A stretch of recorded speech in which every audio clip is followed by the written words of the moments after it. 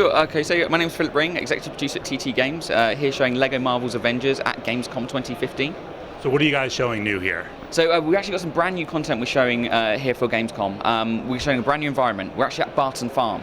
So Barton Farm is part of the Age of Ultron storyline. It's kind of where Hawkeye has his family and the kind of Avengers hide out. That's an environment we actually get to explore. You get to kind of go there. It's free roaming. You can find missions, quests, things to do in this environment. So it features in the story, but something you can come back to in free play as well. On top of that, we're also showing some and revealing some brand new characters. So we've got people in there like we've got Thor, but it's Jane Foster. So we're really kind of up to date with what's currently happening in comic books. We've got other people in there like we've got the unbeatable Squirrel Girl. So Squirrel Girl's making a return, but it's a kind of new version. We've also got Kamala Khan. We've got Speed.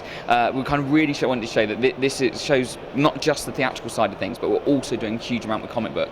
We actually have over 100 characters in this game, which are brand new to a LEGO title. So that's 100 characters you've never played before in a LEGO game. So if you played the last LEGO Marvel title, you can come to this one and there'll be brand new content for you to see and explore.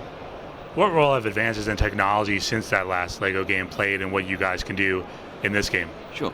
So the team are always pushing the tech. They're always trying to do brand new things that we've never been able to do before. And what we wanted to do is show that in the kind of the combat, in what you can do with the characters. So we have actually team up moves. So as you defeat more enemies in the game, you actually charge up a team up bar. You can then put two Avengers together and they'll do a special team up move. So for example, if you take Black Widow and stand next to Iron Man, you can trigger this move. They're kind of shooting like Black Widow shooting her guns, Iron Man shooting Repulsor Blast everywhere. It's blowing everything up.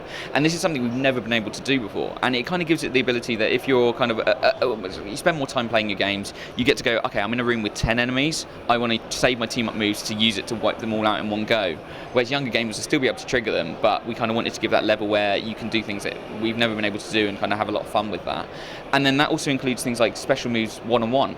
So if, for example, you're Quicksilver, you can go up to an enemy, trigger a special move, and he'll like knock the enemy up in the air and keep them off the ground, use it as a takedown, and it's just that kind of level of depth that we really wanted to bring these characters to life, that the tech allows us to do. So the team do a fantastic job kind of really bringing it to the front of what we can do from a gameplay experience. Can you talk about the depth when it comes to the story and what people will be exploring in this world? Sure, so from a story perspective, we're actually going to tell the whole of the Avengers, as well as the whole of Age of Ultron. We actually have some other theatrical content, and then there's a huge amount of comic book content in there as well. So the main story arc really does follow the Avengers and kind of the Age of Ultron and kind of everything you see from a theatrical point of view. But then we get to explore more, we get to do the comic book side, we get to explore New York City and kind of really digging into not just those characters, but the wider comic book universe as well.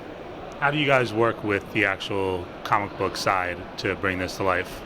So we work really closely with Marvel, and it's fantastic for us because we get to have a chat with them about what would be good, what would be cool things to do, what comic book arcs would be really interesting, and that's something that's really special because it means that we've got huge Marvel fans in the office, and when we get to say we'd like to include this story arc, and Marvel are like, yeah, fantastic, we love it, and that's really great for us because it means that we get to do things that genuine fans are going to enjoy seeing.